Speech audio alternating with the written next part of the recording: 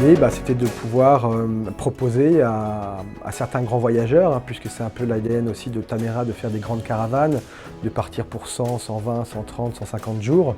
Donc là, c'était de pouvoir proposer à des grands trekkers de faire l'intégralité de la traversée du Népal, puisqu'en fait, on s'aperçoit au Népal qu'il y a 1, 2, 3 itinéraires qui sont très connus, classiques. Après, quelques itinéraires qui sont un peu plus hors des sentiers battus, et finalement on peut juste les mettre bout à bout pour faire cette grande traversée du Népal.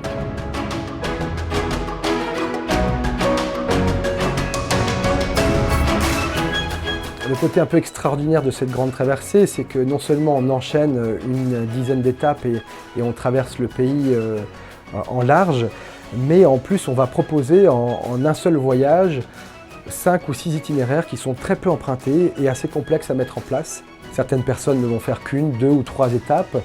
Ils peuvent aussi faire 3 étapes une année, 3 étapes l'année d'après, 4 étapes, et en 3 ans, ils ont fait l'intégrale.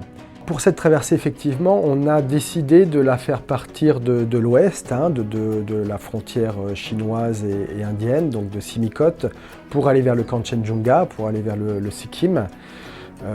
Pour une question de timing déjà, puisqu'en 4 ou 5 mois, il vaut mieux partir en été pour passer la partie d'Olpo Mustang, où la mousson ne passe pas, et arriver en hiver de l'autre côté. La chose un peu différente de cette grande traversée du Népal, c'est qu'on ne l'a pas calqué sur la Great Himalayan Trail qui existe, et on a essayé de faire des variantes encore plus intéressantes.